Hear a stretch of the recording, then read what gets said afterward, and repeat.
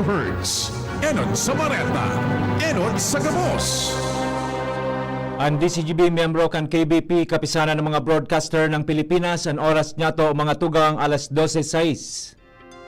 Ipinipresentar kan Radyo DCGB ang kabilugan kan mga baretang kinalap kan pinagsarong puwersa kan News Center asin Megaforce Patrol. DCGB Bareta alas 12. DCGB Bareta alas 12. Mga pinakahuling pangyayari sa Kabikolan, sa nasyon asin ibang parte kan kinaban. Ibabareta na ngunyan. DCGB Bareta alas 12. Ngunyan ang sa inyong tagapagbareta.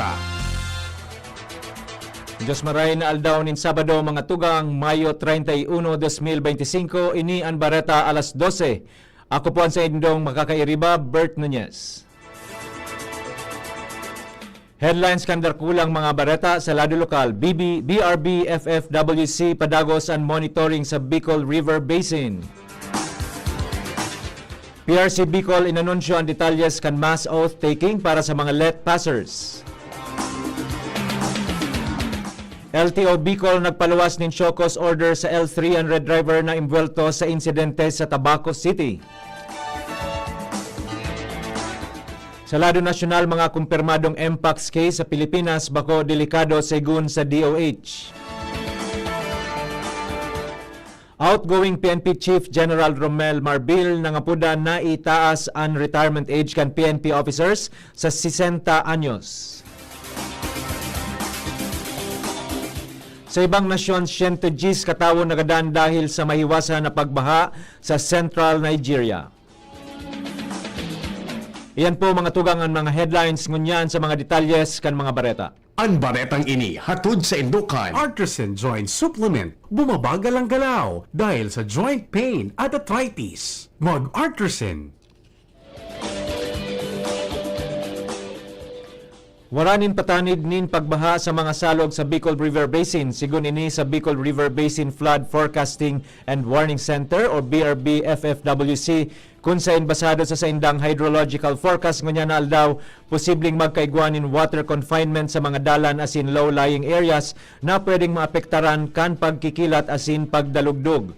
Sa anunsyo kan ahensya na irehistro sa Albay Station ang 0.57 na water level sa Kalsada Uwas, mantang sa Camarines Sur Station igwanin 0.38 na water level sa Umbao, Bula, 0.71 sa Kamaligan asin sa Sipokot. Nagpatanid man ang BRB FFWC sa mga residentes na mag-ingat asin maging vigilante sa kung anuman ang maging epekto kan panahon ngunyan na aldaw. Ang baretang ini hatod sa Indukan. Plemex for Kids. Mommies, agapan agad ang ubo at plemang nakabara. Pambatang lagundi. Plemex! Piganunsiyar kan Professional Regulation Commission o PRC Bicol ang gigibuhon na face-to-face mass oath taking para sa mga nakapasar sa licensure examination for professional teachers. Sigun sa ahensya, ang aktibidad gigibuhon sa Albay Astrodome sa Legazpi City sa Hunyo 15 ngunya na taon. Kung sain, babangnaon ini sa 3 batches na may alas 9 nin aga, alauna nin hapon, asin alas 4 nin hapon. Ang mga passers kan Rehiyon Bicol na mauwot mag-atindir nin face-to-face na mass oath taking dapat mag-register sa online.prc.gov.ph na day malampas alas 12 nin udto sa Hunyo 14. Ang mga maatindir kay puhan man na magdara nin 2 kopya nin Oath of Professional na may generated QR code asin kay puhan na magsulog nin business asin corporate attire.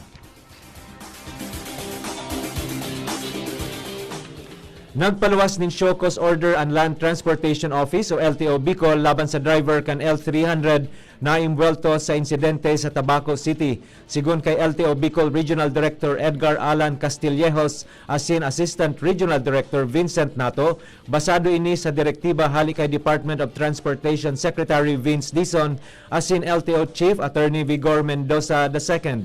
Sinabi man kan mga opisyal na parte ini kan mas pinahigpit na kampanya kan LTO Bicol para sa paninimbagan asin kaligtasan sa dalan asin bilang simbagman sa mga insidenteng imbuelto ang mga motorista. Apero kaini nagpatanid man ang LTO sa publiko na ang kaligtasan sa dalan paninimbagan kan gabos, mapadriver man, pasahero o pedestrian. Piging ganyar kan Land Transportation Office o LTO Bicol ang mga maawot mag-aprobitsar kan libreng theoretical driving course sa Hunyo 4 sagkod 5 na gigibuhon sa Old DPWH Regional Office 5, Right-of-Way, Acquisition and Legal Division, Ground Floor, Rawis, Legazpi City. Sigun kay LTO Bicol Regional Director Alan B. Castillejos, asin Assistant Regional Director Vincent O. Nato, ang libreng driving course may kamauwotan na maibusol ang road safety asin pakusugon pa ang kaaraman kan mga motorista lalo na sa lado kan tamang asal sa dalan. Maawot pa kan programa na maayos asin mapamaray ang sistema ng transportasyon sa nasyon, katakod naman kan direktiba ni Presidente Bongbong Marcos. Piging ganyar kan Land Transportation Office o LTO Ligao City ang mga maawot mag-aprobitsar kan gigibuhon na libreng theoretical driving course sa Hunyo 3 sagkod 4 ngunya na taon puon alas 8 nin aga sagkod alas 5 nin hapon. Ang mga maawot magrehistro magpadara sa nanin mensahe sa numero kan LTO Ligao na 0915-995-0239. Sigun sa ahensya, limitado sana ang slots na sa indang bubuksan para sa mga mapartisipar sa libreng driving course.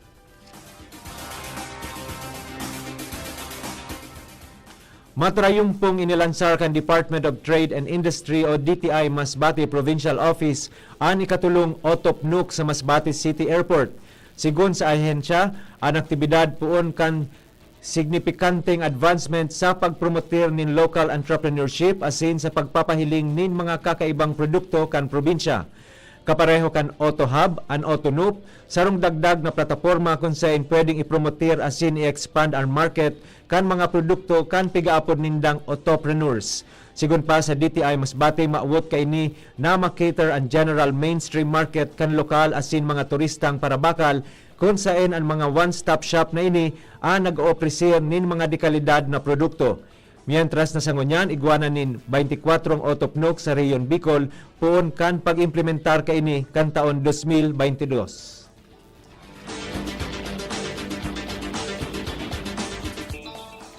Naarestar kan Piodoran MPS sa nikatulong most wanted person sa Rehiyon Bicol sa Barangay Batbat, Ginobatan, Albay.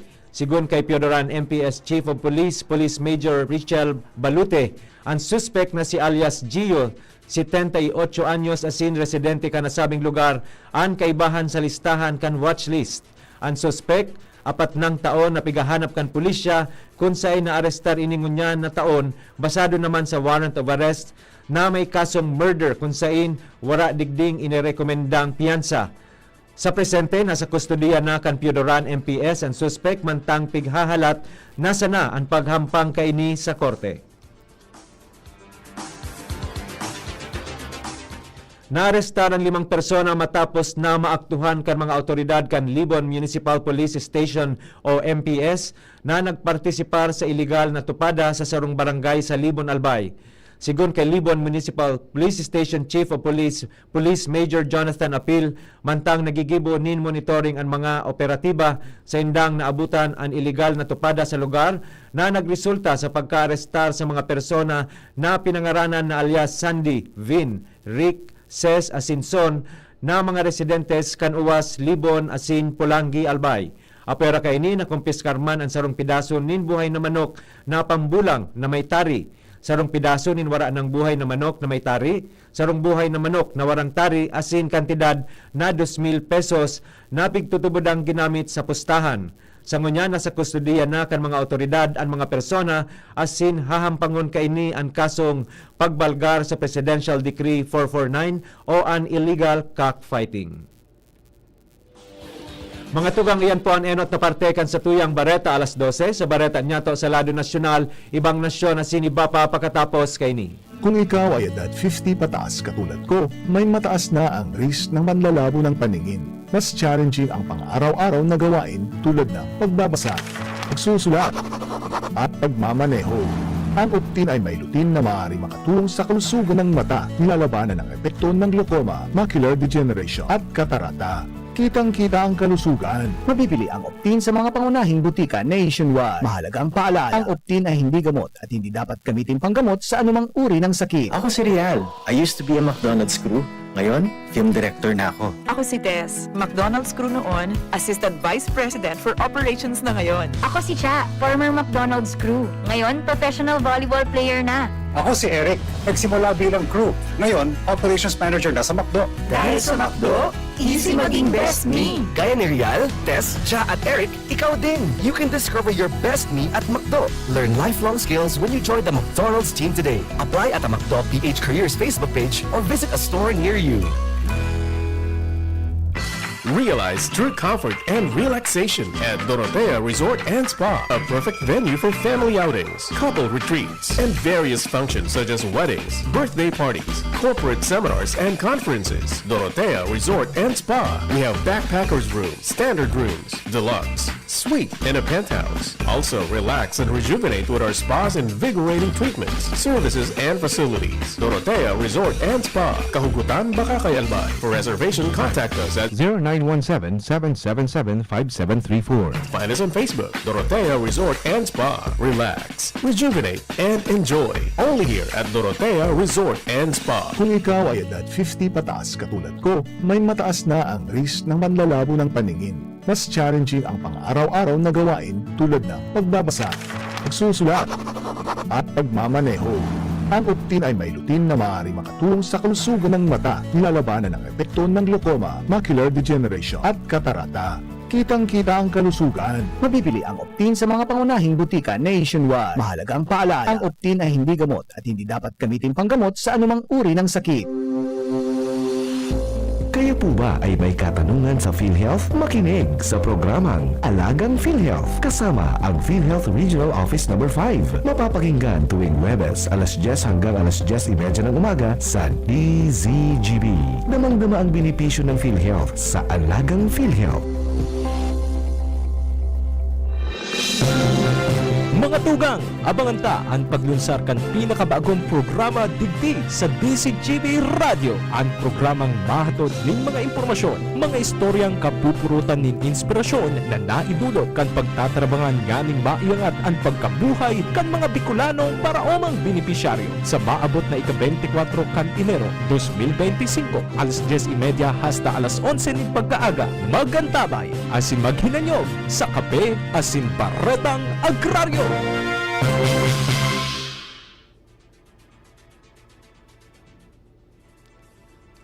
Balik po kita sa Bareta alas 12 para sa mga detalles kan mga bareta sa lado nasyonal asin iba pa. Ipinahayag ni Department of Health o DOH Secretary Teodoro Herbosa na gabos na kumpirmadong kaso ni monkeypox o Mpox sa nasyon bako delikado. Sigon kay Herbosa, gabos na kumpirmadong kaso iyo ang clade 2 variant asin bako ang mas delikadong clade 1. Sinabi niyang wala sindang mahiling na Mpox na may public health emergency na may international concern na Mpox clade 1B. Sigun pa kay Herbosa na ang clade 2, very mild, self-limiting, asin ang transmission niya skin-to-skin contact, very intimate contact, kung kaya importanteng marhay na mag-isolate asin kapag narahay, hopefully dainin problema. Idinagdag niyang ang mga kasong nagadan, bako nagadan dahil sa Mpox kundi sa advanced HIV. Inutro ni outgoing Philippine National Police o PNP Chief General Romel Marbil ang pangapodan na iitaas ang 60 anyos na retirement age kan mga opisyal kan PNP. Sa ngunyan, ang retirement age kan mga uniform personnel 56 anyos. Sinabi niyang kaya gusto nindang umabot sa 60 anyos ang retirement age kan PNP dahil mas mahal magpaadal ngunyan. Dagdag pa kan opisyal na mas gusto nindang mas specialized, mas haloy ang mga commanders sa ground asin bako paburobago. Nangapodan ang Philippine Chamber of Commerce and Industry o PCCI sa gobyerno na pag-adalan ang pagtataonin ayuda, subsidiya o tax relief sa mga negosyong manalulugi sa Eastern Visayas dahil sa pagsarado kan San Juanico Bridge. Ang subsidiya para sa mga saradit na negosyo pwedeng gibuho na parte kan Urgent Economic Mitigation Plan tanganing mabawasan ang danyos na darakan pagsarado kan tulay. Sigun sa PCCI, na ang San Juanico Bridge bako sa ng physical connection sa pagalutanan kan duwang isla kundi iyo ini ang economic artery kan Eastern Visayas. Sa primerong simana pasana kan pagsarado, may mga negosyong nalugi nanin sa good 30%. Sinabi kan PCCI na nakikisumaro sinda sa mga kahaditan kan business community sa Eastern Visayas sa epekto kan pagsarado kan San Juanico Bridge. Dahil sa pagsarado, nahiling kan PCCI na naatraso na biyahe na ang biyahe kan pagkaon, bulong, asin, gasolina, nagitaas ang gasto sa transportasyon, naapektaran ang hiro kan mga obrero, asin nagsadit ang income kan micro, small and medium enterprises o MSMEs. Ipapairarom kan Senado sa pag-aadal ang mga eksistidong leyes asin trabaho kan National Food Authority o NFA. Matapos na ipahayag ni President Bongbong Marcos Jr. ang kamawatan na ibalik ang mandato kan ahensya na pagbakal nin paroy sa mga paraoma asin magpabakal nin bagas. Sigun kay Secretary or Senator Joel Villanueva, na pabor asin suportado niya ang posisyon kan presidente asin panahon na para ibalik ang NFA or sa NFA ang regulatory functions kay ni asin poder na magbakal nin paroy asin magpabakal nin bagas para makatabang sa pagbaba kan presyo kan nasabing produkto. Sinabi ni Villanueva na matatawan nin proteksyon ang mga paraoma na nagkikirad na sa hababang farm gate price nin paroy na pigbabakal sa sainda kan mga traders asin ang kawaaran nin income. Para masiguro ang pagsunod kan NFA sa mandato kay ni, rerepasohon kan Senado ang lay asin functions kan ahensya, siring man magproponir nin amyenda asin safeguards para mapakusog asin ma-professionalize ang NFA. Kaibahan sa i-review ang Rice Tarification Law o RTLO dahil nagluluwas na dai na mamatean kan mga paraoma ang pigigibo kan NFA asin perming palugi naman sa pagbakal ninda sa saindang mga aning paroy. Sa giraray na nangapodan si Senator Loren Legarda nintulos na aksyon para labanan ang kagatuman sa Pilipinas sa paaging may malasakit asin pangmahaluyan na solusyon. Apisar kanyaman kan sa tuyang daga asin rekursos natural, milyon-milyon na Pilipino paman giraray ang nagugutom. Sigun sa pinakahuring survey kan Social Weather Station, saro sa kada 4 na pamilyang Pilipino katumbas nin maabot sa 7.5 milyon na kaharungan o households ang nagsasapar nin involuntary hunger kung kan nakaaging 3 bulan. Ini ang pinakahalangkaw na numero puon kan pandemya. Sigun man sa Global Hunger Index, moderate o katamtaman ang level kan gutom sa nasyon. Kung sa'y nagpapahiling paman girara ini nin dagos na problema sa probisyon nin pagkaon. Tinawanin doon ni Legarda ang importansya kan totalmenteng pagpapautob nin mga leyes na may direktang epekto sa pagkaon asin agrikultura. Kaibahan na digdi ang mga isinurat asin sinuportahan niya. Inako ni outgoing Philippine National Police o PNP Chief General Romel Francisco Marbil na nahahampang siya sa maabot sa 30 kaso sa iyang pagretiro. Sinabi niyang bako sa nasindang nahahampang sa panghaharas kundi nagkaigwaman nin mga kaso na parte kan sa indang trabaho. Abril 2025 kan magpuon na pamayuhan ni Marbil ang PNP. Nakatalaan ko ta na siyang maglusad sa pwesto pag-abot kan mandatory retirement age na 56 anyos kan Pebrero 2025 alagad pinalawig ni Presidente Ferdinand Marcos Jr. ang termino niya nin 4 na bulan sa tahaw kan preparasyon para sa 2025 midterm elections. Ipapalis niya ang pwesto bilang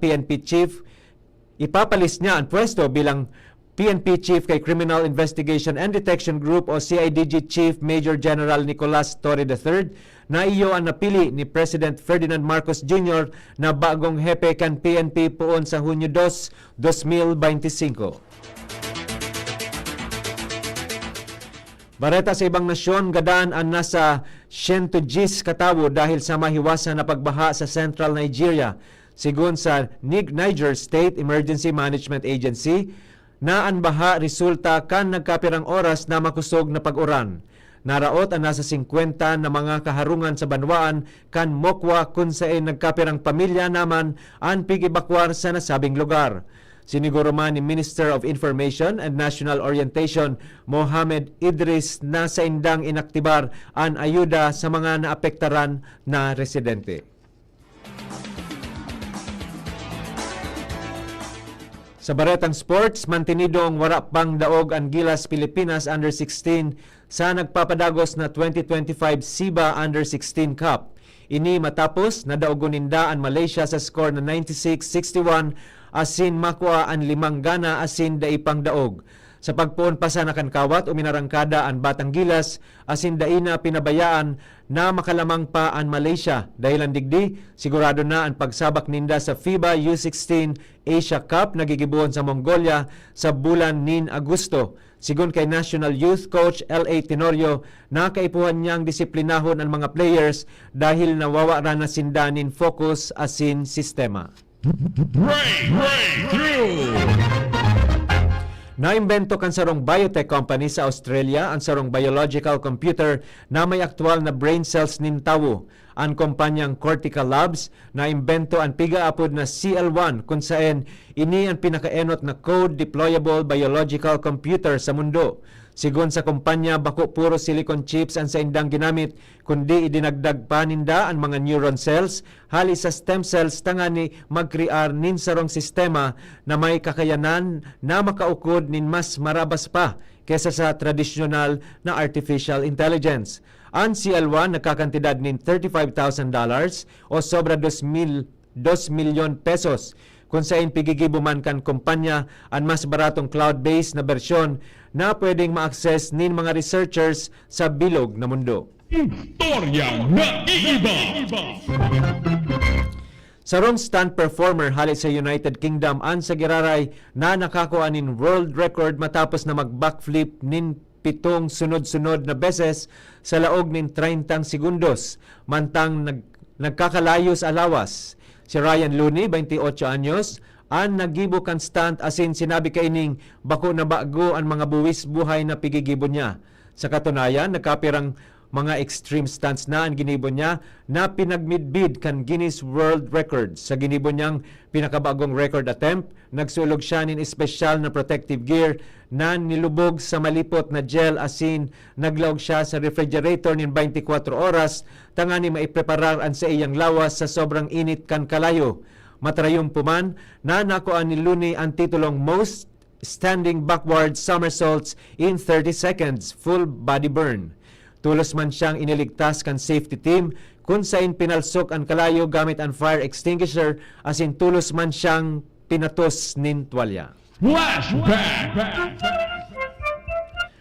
Ngunyan aldaw Mayo 31 taon 1996, nagpirma ang Pilipinas asin Malaysia nin Memorandum of Agreement o MOA na nagdedeklarar sa Turtle Islands bilang Turtle Islands Heritage Protective Area o TIPA. Ang TIPA, pigbibilog nin anom na isla na bigdesignar kan Pilipinas, arog kan Buwan, Langgaan, Great Bakungaan, Lihiman, Taganak, asin Baguan. Asin tulong isla na pigdesignar kan Malaysia, iyon Palau, Palau Selingaan, Palau Gulisaan, asin Palau Bakungaan, Quechil. Ang Turtle Islands Wildlife Sanctuary, pigkukonsiderar na solamenteng major nesting ground na may sobra 1,000 na green turtle nesters kada taon sa bilog na ASEAN region. Mga tugang, iyan na po ang kabilugan kan sa tuyang Bareta alas 12. Tinipo na sin kinalap sa DCGB Newsbase. Magkapirang shoutouts po. Shoutout po kay Lola Dolores Navarra, asin Lola Aida Abalon Araw, Sir Yadrim Pilio watching from Ligao City, kay Sir Gerald Aranya. Ayan, Diyos mabalos po sa Indo. Sa pangaran kan mga nagsurat kan Bareta na pinamamayuhan kan sa tuyang News Manager and News Director Sir Mar de la Cruz, kay base na Miss Jenny Matthew Balyaran, Miss Nicole Gloriane. Sa lado technical, katuwang tadyan po si Sir Nems Flora, si Mr. Jerome Nico Martinez ang sa tuyang IT, social media writers Miss Shara Meleron at si Mr. Jimos Barrios. Sa ngaran po kan bilog na tropa, kan Mega Force Patrol asin sa pangaran kan mga nag-aantabay sa DCGB News Facebook page, DCGB YouTube channel, DCGB Live App asin sa 729 kHz sa pihitan kan sa indong mga radyo. Ako po si Bert Nunez ang sa indong tagapagbareta. Abangan po ang masunod na programa, Iskaramusa with Miss Angel Mustasa. Always number 1, always DCGB. Bareta, alas 12. Salamat po. Diyos mabalos. Sa indong nadangog ang mga darakulang bareta, unyan alda